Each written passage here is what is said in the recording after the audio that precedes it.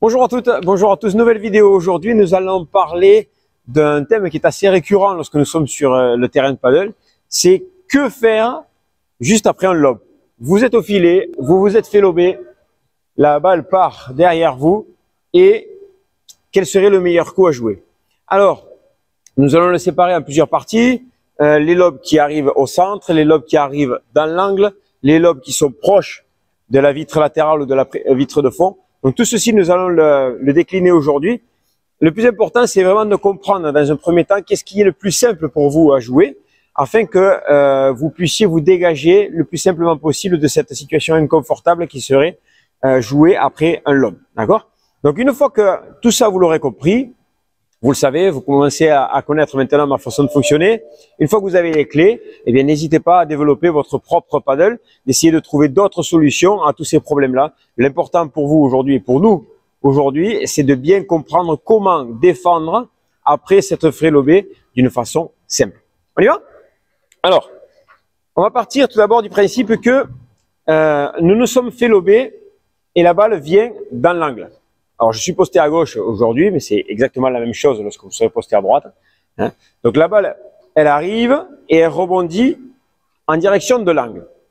La première chose que je voudrais que vous compreniez, c'est est-ce que c'est une balle qui est facile pour moi ou une balle qui est compliquée pour moi?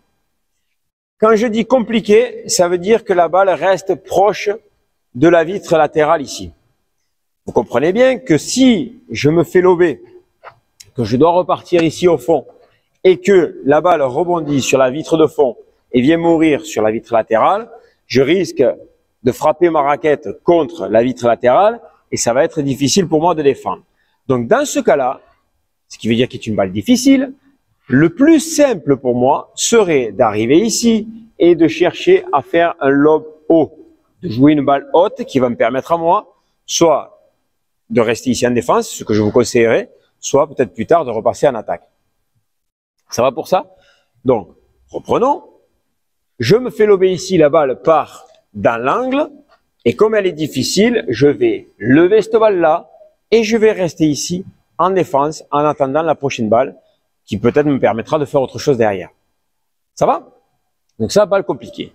Maintenant, une balle qui serait plus simple pour moi à jouer, c'est-à-dire que je prends le lob qui va en direction de la vitre de l'angle ici, la balle rebondirait peut-être en premier sur la vitre latérale et reviendrait sur la vitre de fond. Ce n'est pas forcément évident non plus, puisqu'elle touche et elle revient vers le centre. Donc moi, en courant, je vais peut-être me dégager ici pour la jouer, ou alors peut-être même je vais me tourner pour rejouer cette balle ici. Le conseil que je vous donnerai, c'est exactement la même chose. La balle touche en premier la vitre latérale, donc en premier lieu, levez et revenez vous placer ici. Ça va? Troisième cas de figure ici dans l'angle. Je prends le lob, la balle rebondit sur la vitre de fond, mais elle ne touche pas à la vitre latérale et elle reste suffisamment éloignée de cette vitre-là pour que je puisse, moi, la jouer beaucoup plus facilement. Donc, cette balle-là, le conseil que je vous donnerai, c'est vraiment de l'accélérer. Donc, cherchez à accélérer cette balle-là, pas pour gagner le point, parce que vous savez que vous vous doutez très certainement que les adversaires seront venus vers le filet. Donc dans ce cas-là, comme c'est une balle qui est un peu plus simple pour vous, vous pouvez vous permettre d'accélérer la balle et de rester derrière. L'erreur serait, dans un premier temps surtout, comme je vous disais, de accélérer cette balle-là et de repartir vers l'avant. C'est difficile. Vous vous faites lober, vous partez derrière, ça rebondit ici, vous accélérez, vous repartez vers l'avant. Peut-être votre partenaire vous a suivi, peut-être il ne vous a pas suivi. Ça devient difficile. Donc, dans un premier temps, prenez cette habitude. Ici, le rebond, il est sur la vitre de fond. C'est facile pour moi. J'accélère, mais je reste là. J'attends la balle suivante et avec la balle suivante, je pourrai tenter quelque chose. Ça va pour ça? Donc ça, ce sont les trois cas. Vous voyez, déjà, juste un lob dans l'angle, il y a trois cas de figure différents. Déjà, c'est pas facile à gérer. Donc, on a dit, balle qui rebondit dans l'angle, qui vient mourir sur la vitre latérale. Je cherche le lob, je reste derrière. Balle qui viendrait rebondir en premier sur la vitre latérale, puis vitre de fond. Balle difficile aussi. Je lève, je reviens à ma position dans la maison. Troisième cas de figure, la balle qui rebondit uniquement sur la vitre de fond.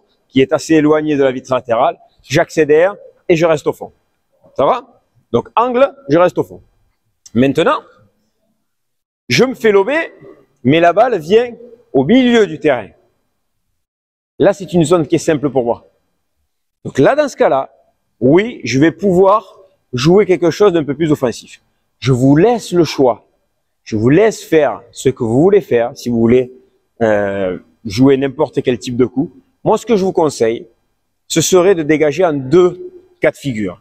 Le premier, je me fais lober, la balle rebondit ici et elle rebondit suffisamment haut pour que je puisse m'y placer dessous et réaliser une belle bajada. D'accord? Une bajada qui sera frappée, qu'on va appeler la cuchilla, d'accord? Celle où vous êtes dessous, sous la balle, comme un smash de fond de cours, vous allez pouvoir l'accélérer. Ou alors ici, la couper, parce que cette balle ne remontera pas autant, donc elle sera un peu plus à hauteur de votre épaule. Ici, vous allez pouvoir la couper. Donc cette balle-là, qui rebondirait haut ici, eh bien, je vais pouvoir l'utiliser comme bajada, et la suivre. C'est le conseil que je vous donnerai. Alors après, à vous de voir si c'est mieux de repartir directement vers le filet. Ça, c'est si vous avez un niveau un peu plus avancé. Si vous avez un niveau plutôt intermédiaire, eh bien, juste et simplement passer la ligne, arrêtez-vous ici pour réaliser une volée derrière. Mais à vous d'ajuster tout ça. Donc la balle qui reviendrait ici, qui rebondirait haut, je peux l'utiliser comme bajada et la suivre. Deuxième cas de figure ici derrière, qui serait un lob qui rebondirait ici, mais qui serait pas aussi haut que cela, mais qui est suffisamment espacé de la vitre de fond pour me permettre de me retrouver derrière cette balle-là. Je me retrouve entre la balle et la vitre, mais elle n'est pas assez haute pour pouvoir l'attaquer. Cette balle-là, je vais l'utiliser comme une sortie de vitre classique et je vais la pousser. Je peux jouer une chiquita, je peux jouer une balle profonde au centre si je veux, je peux chercher des angles si je le souhaite aussi, ça c'est à vous de voir, mais je vais pouvoir la jouer ici et la suivre également. Ça va? Donc si je reprends pour ces deux cas de figure ici au centre, je me fais lober, la balle vient au centre, la balle se dégage suffisamment de la vitre et est suffisamment haute pour que je puisse l'attaquer, je l'attaque, je la suis. Deuxième cas de figure, lob vient ici, la balle ne monte pas suffisamment ou elle me donne pas assez de temps pour pouvoir la prendre en haut, mais je peux la suivre en bas parce que la balle elle se retrouve devant moi. Moi, je me retrouve entre la balle et la vitre.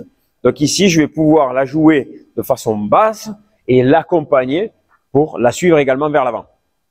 Ça va pour tout ça? Donc nous avons 5 cas de figure, 5 possibilités de jeu après un lob qu'on m'aura fait. Ça va pour ça?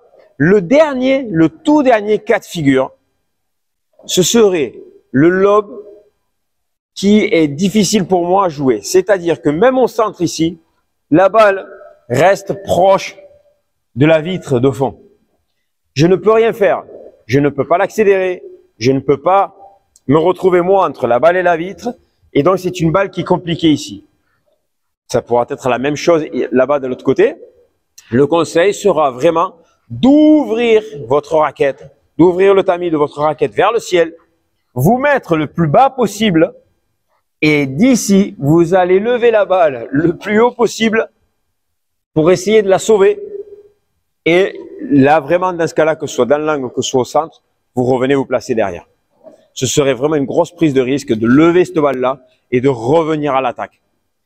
À moins que vous ayez un coup de chance, encore une fois, vous levez cette balle et la balle retombe au fond, dans le coin là-bas. Voilà, c'est un coup de chance que vous avez eu. Donc là, oui, vous pouvez vous permettre de la suivre. Mais le conseil serait vraiment lever cette balle-là et regarder ce qui se passe en attendant derrière. Et si vous voyez que oui, elle met les adversaires en difficulté, eh bien oui, suivez-la un petit peu plus. Ça va pour tout ça? Donc j'espère que vous avez bien compris comment défendre un lob réalisé par vos adversaires qui vous renvoie au fond. Ça, c'est la façon simple que je vous conseille. Allez-y petit à petit, que ce soit bien clair pour vous. Ça aidera beaucoup votre partenaire d'un point de vue tactique. Et petit à petit, développer des nouvelles façons de jouer, des nouvelles façons de gérer ces sorties de vitres et ces sorties de lob. Et donc, j'attends encore une fois vos questions et vous retrouve très vite dans une prochaine vidéo. N'oubliez pas de vous abonner. N'oubliez pas de laisser des commentaires. À très bientôt. Salut!